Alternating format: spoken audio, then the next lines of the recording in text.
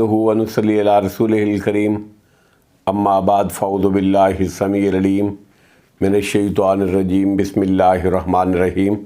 سورۃ الفرقان بامانی بامحاورہ ترجمہ اور اس کی تشریح۔ پہلے بامانی ترجمہ آیت نمبر 7۔ وقالوا، اور انہوں نے کہا، مال ھذا الرسول، کیا ہے اس رسول کو، یاکل الطعام، کہ وہ کھاتا ہے کھانا طعام، ویمشی، اور چلتا ہے فی الاسواق کے بازاروں میں، لولا انزل، کیوں نہیں نازل کیا گیا، الیہ اس کی طرف، ملکن، کوئی فرشتہ، فیکون، کہ وہ ہوتا، معہ، اس کے ساتھ، نذیرہ، ڈرانے والا۔ آیت نمبر 8۔ او یلقا، کیوں نہیں ڈالا جاتا، الیہ، اس کی طرف، کنزن، کوئی خزانہ، او یا تکون، ہوتا، لہو، اس کے لیے، جنتن، کوئی باغ، یاکلو، کہ وہ کھاتا، منہا، اس میں سے۔ وقال الظالمون، اور کہا ان ظالموں نے مومنوں سے، ان تتبعون، نہیں تم اتباع کرتے، الا، مگر، رجلا مسحورا، ایسے شخص کا جس پر جادو کیا گیا ہے۔ آیت نمبر 9۔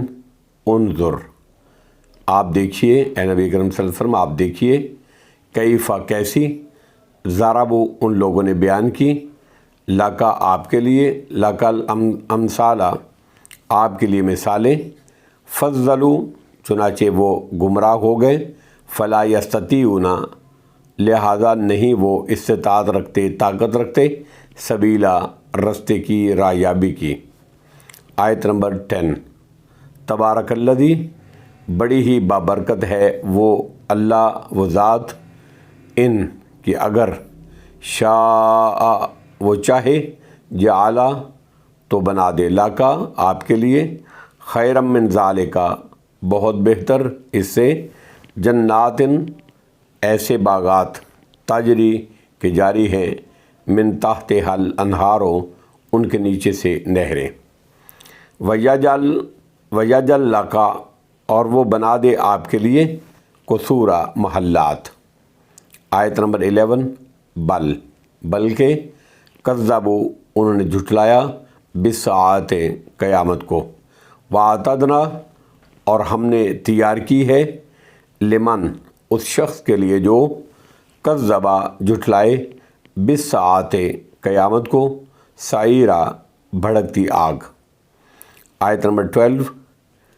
اذا، جب، رأتہم، وہ آگ دیکھے گی ان مجرموں کو، من مکان بعید، بہت دور جگہ سے، سمعوا، تو وہ سنیں گے، لہا، اس کو، اس کی، تغیظا و زفیرا، سخت غصیلی آواز اور چلانا۔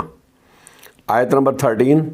وَإِذَا، اور جب، القوا، وہ ڈالے جائیں گے، منہا، اس میں سے، مکان ضیقم، کسی تنگ جگہ میں، مقرنین، زنجیروں میں جکڑے ہوئے، دعو، تو وہ پکاریں گے، ہنالک، وہاں، ثبورا، ہلاکت یعنی موت کو۔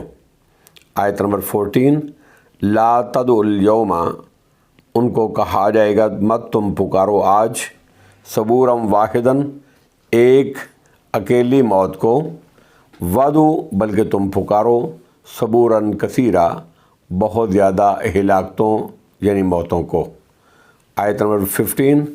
قل، اے نبی اکرم صلی اللہ تعالیٰ علیہ وآلہ وسلم، فرما دیجئے، اذالک، کیا یہ عذاب، خیرٌ، بہتر ہے، ام، یا، جنت الخلد التی، جنت ہمیشگی کی، التی، وہ جس کا، وعد المتقون، وعدہ دیے گئے متقی لوگ، کانت، وہ ہے، لہم، ان کے لیے، جزاء و مصیرا، جزا اور واپسی کی جگہ۔ آیت نمبر 16۔ لہم، ان کے لیے ہوگا، فیہا، اس میں، ما، جو کچھ، یشاؤون وہ چاہیں گے، خالدین ہمیشہ رہنے والے ہوں گے، کانا یہ ہے علی ربک آپ کے رب کے ذمے، وعدہ مسئولہ وعدہ قابل درخواست۔ اب باب محاورہ ترجمہ اور اس کی تشریح۔ آیت نمبر 7، وَقَالُوا مَا لِهَٰذَا الرَّسُولِ يَأْكُلُ الطَّعَامَ، اور وہ کہنے لگے اس رسول کو کیا ہے جو کھانا کھاتا ہے، وَيَمْشِي فِي الْأَسْوَاقِ اور بازاروں میں چلتا ہے، یہ کیسا رسول ہے؟ قرآن پر طعن کرنے کے بعد رسول اللہ صلی اللہ علیہ وسلم پر طعن کیا جا رہا ہے، اور یہ طعن رسول اللہ صلی اللہ علیہ وسلم کی بشریت پر ہے، کیونکہ ان کے خیال میں بشریت عظمت رسالت کی متحمل نہیں ہے۔ ان کے خیال میں بشریت عظمت رسالت کی متحمل نہیں، اس لیے وہ کہنے لگے کہ یہ تو کھاتا ہے، یہ نبی تو کھاتا پیتا ہے اور بازاروں میں آتا جاتا ہے، چلتا پھرتا ہے، یہ ہمارے ہی جیسا بشر ہے، حالانکہ رسول کو تو بشر نہیں ہونا چاہیے۔ جس طرح کہ آج کل بعض نام نہاد مسلمانوں کو بھی یہ ایک اپنا افسوس لگا ہوا ہے، اور ان کو بھی غلط فہمی ہے کہ نبی اکرم صلی اللہ تعالی وسلم نور من نور اللہ ہیں، اللہ کے وہ نور ہیں، وہ بشر نہیں ہیں۔ اسی طرح وہ کہتے تھے کہ یہ کیسا نبی ہے کہ جو بازاروں میں چلتا ہے، کھاتا پیتا ہے، یہ تو ہمارے جیسا بشر ہے، نبی کو تو بشر نہیں ہونا چاہیے۔ لولا انزل الیہ ملک، اس کی طرف فرشتہ کیوں نہ اتارا گیا، نازل کیا گیا، فیکون معہ نذیرا، جو اس کے ساتھ لوگوں کو ڈرانے والا ہوتا۔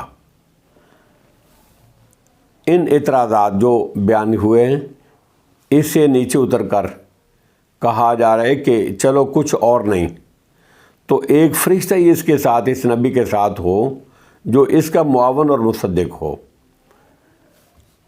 آیت نمبر 8، او یلقی الیہ کنز، یا اس نبی کے ساتھ اس کی طرف کوئی خزانہ ڈالا جاتا ہے، یا اس نبی کی طرف کوئی خزانہ ڈالا جاتا، دیا جاتا، تاکہ طلب رزق سے وہ بے نیاز ہوتا۔ او تکون لہ جنۃ یاکل منہا، یا اس کا کوئی باغ ہوتا جس میں سے وہ پھل کھاتا، یعنی جس کی عقل و فہم سحر زدہ اور تاکہ اس کی حیثیت تو ہم سے کچھ ممتاز ہو جاتی، اس کے ساتھ اس کا کوئی باغ ہوتا، اس کی طرف اس کے ساتھ کوئی فرشتہ ہوتا، یا کوئی اس کا خزانہ ہوتا، یا اس کا کوئی باغ ہوتا جس میں وہ پھل کھاتا۔ وقال الظالمون ان تتبعون الا رجلا مسحورا، اور ظالموں نے مومنوں سے کہا، انہوں نے مومنوں سے کہنے لگے کہ تم بس ایک جادو زدہ شخص ہی کی اتباع کرتے ہو، یعنی جس کی عقل و فہم، جس نبی کی نعوذ باللہ من ذالک، جس نبی کی عقل و فہم سحر زدہ، جادوگر، جادو ہوئی اور مختل ہے، تم اس کی اتباع کرتے ہو۔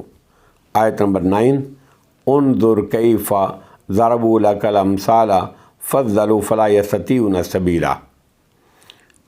اے نبی اکرم صلی اللہ تعالیٰ علیہ وآلہ وسلم، دیکھیے انہوں نے آپ کے لیے کیسی مثالیں بیان کی ہیں، وہ بہہ گئے ہیں، لہذا فلا یستطیعون سبیلا، لہذا وہ راہ نہیں پا سکتے، صراط مستقیم نہیں پا سکتے۔ یعنی اے پیغمبر صلی اللہ تعالیٰ علیہ وآلہ وسلم، آپ کی نسبت یہ اس قسم کی باتیں اور بہتان تراشی کرتے ہیں، کبھی ساحر کہتے ہیں، کبھی جادوگر کہتے ہیں، کبھی مسحور اور مجنون کہتے ہیں، کبھی کذاب اور شاعر کہتے ہیں، حالانکہ یہ ساری باتیں باطل ہیں، اور جن کے پاس ذرہ برابر بھی عقل و فہم ہے وہ ان کا جھوٹا ہونا جانتے ہیں۔ پس یہ ایسی باتیں کر کے خود ہی راہ ہدایت سے دور ہو جاتے ہیں، ان کو راہ راست کی کس طرح نصیب ہو سکتی ہے۔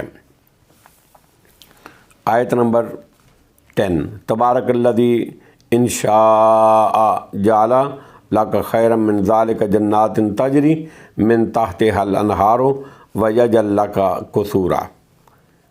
وہ ذات اللہ رب العزت وہ ذات بڑی ہی بابرکت ہے جو اگر چاہے انشاء جعل لک خیرا من ذالک جنات تجری من تحتها الانہار، اگر چاہے تو آپ کے لیے نبی اکرم صلی اللہ تعالیٰ علیہ وسلم کے لیے اس سے بہتر چیزیں بنا دے، یعنی ایسے باغات جس کے نیچے نہریں جاری ہوں، وَيَجْعَلْ لَكَ قُصُورًا، اور آپ کے لیے محلات بنا دے اگر اللہ رب العزت چاہے تو۔ یعنی یہ آپ کے مطالبے کرتے ہیں، اللہ کے لیے ان کا کر دینا کوئی مشکل کام نہیں، اللہ کے لیے کوئی مشکل نہیں ہے، وہ چاہے تو ان میں سے بہتر باغات عطا فرما دے اور محلات اپنے نبی کو عطا فرما دے، دنیا میں ہی آپ کو عطا فرما دے، یہ ان کے دماغوں میں ہے، لیکن ان کے مطالبے تو تکذیب اور عناد کے طور پر ہیں، نہ کہ طلب ہدایت اور تلاش نجات کے لیے۔ آیت نمبر 11، بل کذبوا بالساعۃ، لیکن انہوں نے قیامت کو جھٹلایا۔